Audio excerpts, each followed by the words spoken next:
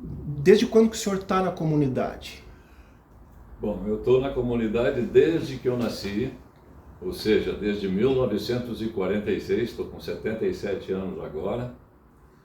E claro que a comunidade me precede nesta data. Ela existe.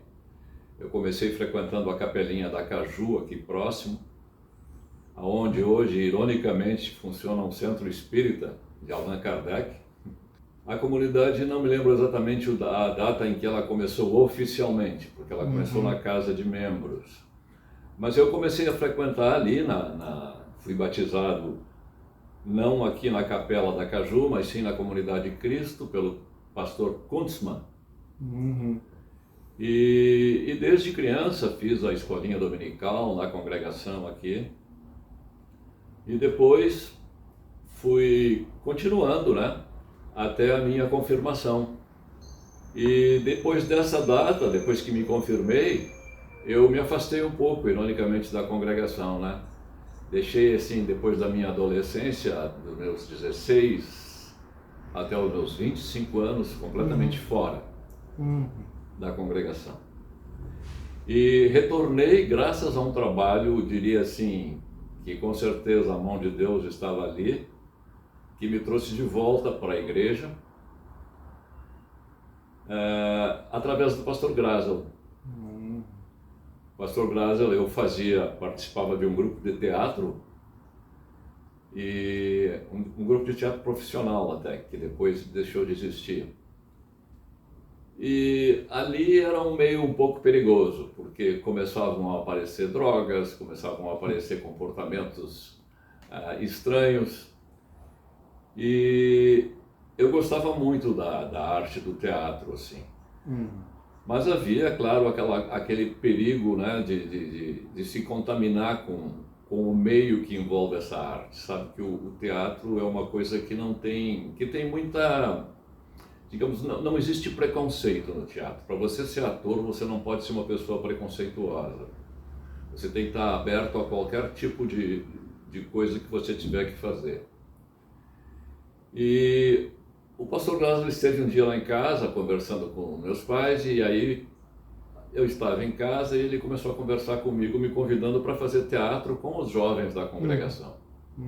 E eu achei a ideia absurda a princípio.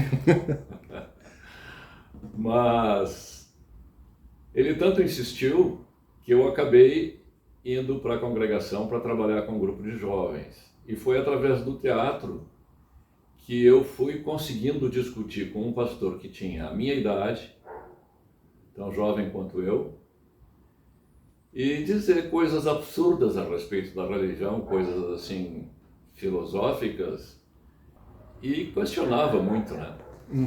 E o pastor Grazel conseguiu, digamos assim, fazer voltar aquela sementinha que eu tinha tido plantada pelo Espírito Santo através do batismo, e pelo que eu tinha aprendido nas minhas aulas de confirmação, e não tinha entendido nada, e ele me fez entender tudo. Então, mais do que um resgate espiritual, eu tive no Grazel um grande amigo, tenho ainda no Grazel um grande amigo, tanto que sou ainda padrinho de uma das filhas dele. E convivi na congregação dos meus 25 anos em diante, sendo até presidente da congregação por 8 anos. E foram tempos muito abençoados para a congregação. A gente viveu problemas com a administração da escola, que hoje está bem encaminhada, e com muitos percalços também, muitas vezes tendo que fazer churrascos para sustentar o pastor, a escola deficitária. E enfrentamos esse período até que quando nós resolvemos locar a escola. E desse momento em que se locou para um grupo chamado Mauá, na época, que era um pré-vestibular, nós conseguimos trazer de volta uma vida congregacional que nós não tínhamos até então. Foi uma coisa muito assim, mas muito forte mesmo. A congregação, eu acho que, no meu entender, porque eu participei naquela época, eu não sei, as coisas mudaram um pouco no tempo e na história do comportamento humano, né? Mas nós tínhamos um calor humano ali dentro, sabe? E a gente via que havia Havia uma confraternização muito especial. Não sei se eu digo isso e ao mesmo tempo pode estar sendo até...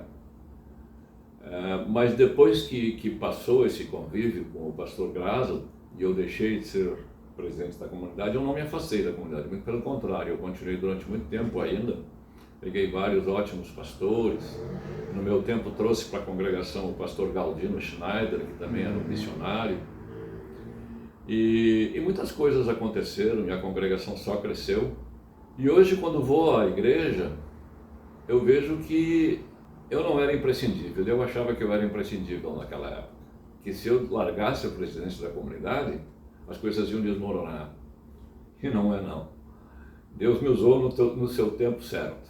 E a congregação hoje também é muito abençoada, tem bons pastores, cresceu economicamente, resolveu o problema da escola.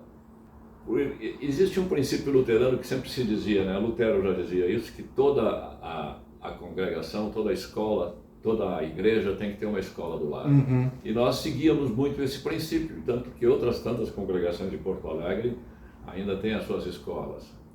Mas para nós a escola começou a se tornar inviável, começou a se tornar um fardo, um peso. E hoje a congregação vive com ainda a escola, mas locada por um bom tempo aí, por uma escola pan-americana. E está, digamos assim, financeiramente eu acho que muito bem. Por um lado isso é bom, mas não é bom no lado que acomoda o membro quanto à sua contribuição na congregação, né? E o faz cumprir aquilo que ele deveria. Eu próprio me sinto uma pessoa que não cumpre com as suas obrigações hoje. Mas, para mim, a minha experiência congregacional foi fabulosa, cresci dentro da igreja luterana. Aliás, meus pais, quando vieram para Porto Alegre, eram colonos, eles vieram através da igreja de confissão luterana. Uhum. E foram morar no bairro Floresta, na comunidade Cruz da Vila Floresta, no porão da comunidade. E aí se tornaram luteranos do Sínodo de Missouri, da nossa congregação. Depois eles foram se expandindo, meu pai abriu negócios, armazém de secos e molhados, e aí se tornaram luteranos e ali dentro desse berço luterano eu cresci. Sim. E pude testemunhar muitas coisas. O senhor chegou a participar no culto no local anterior? Na comunidade da Caju, da Igreja Caju, quando a capelinha de madeira foi construída lá. Ah, sim. Quando eu nasci já havia a capelinha lá. A capelinha data de 1941, se não me engano. Eu sou nascido em 46. Então a minha participação começa a partir dali, né? Que os meus pais já me levavam à igreja, fui batizado. Aliás, o meu batismo não se deu aqui, o meu batismo se deu na Cristo, porque o pastor Kunzmann, que atendia a Petrópolis, era da Cristo. Algum fato pitoresco da congregação, assim, alguma curiosidade que tenha acontecido na congregação, o senhor lembra de alguma coisa assim? Em especial, eu não consigo me lembrar, mas houveram muitas coisas pitorescas, sim. Como eu disse, principalmente neste lado da nossa comunhão como membro, né? A gente viveu muitas experiências engraçadas de ter ficado no meio da estrada, de o ônibus quebrar e estar indo para um retiro, coisas do gênero assim, né? E, por exemplo, entrar um bêbado na congregação. Essa história também entrou um bêbado lá na frente e começou a querer pregar, né? Aí tivemos que levá-lo para a rua, mas isso não foi uma única vez, houveram outras vezes também que aconteceram fatos pitorescos. Lembro de quando nós nos envolvíamos na construção do Colégio Veracruz. Eu, criança, ajudando a transportar carrinhos com tijolos para nós levantarmos o Colégio Veracruz. Naquela época era pastor, desde que eu nasci, era o pastor da congregação, o pastor Leonido Crai, já falecido, e que era um homem assim, poderia fazer uma comparação dele com, não sei se justa, com o que foi Ruben Becker, na construção da Ubra. Era um homem com muita ambição, com uma visão de administração muito boa, e que conseguia muita verba através de congregações alemãs e americanas, E com isso ele levantou a Escola Veracruz e também a nossa congregação ali do lado. Parte dos tijolinhos que estão ali eu ajudei a colocar. Olha aí. Eu, os meus irmãos. E também assim, a congregação foi construída de uma forma que eu lembro quando foi construída a laje que cobria a congregação, e eu digo, esse negócio vai cair um dia, naquela época. Porque era uma trama de arames, com uma massa largada por cima, e depois eu acho que tinha tijolos também, e eu digo, mas isso aí não pode ser uma coisa muito forte. E esse medo eu levei durante todo o meu tempo de congregação, porque quando se corria dentro da comunidade de um lado para o outro, dentro da igreja de um lado para o outro, aquele chão balançava.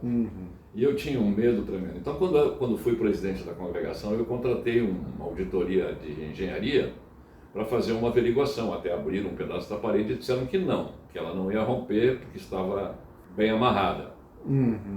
Sim. Mas, felizmente, eu acho que resolveram esse problema hoje.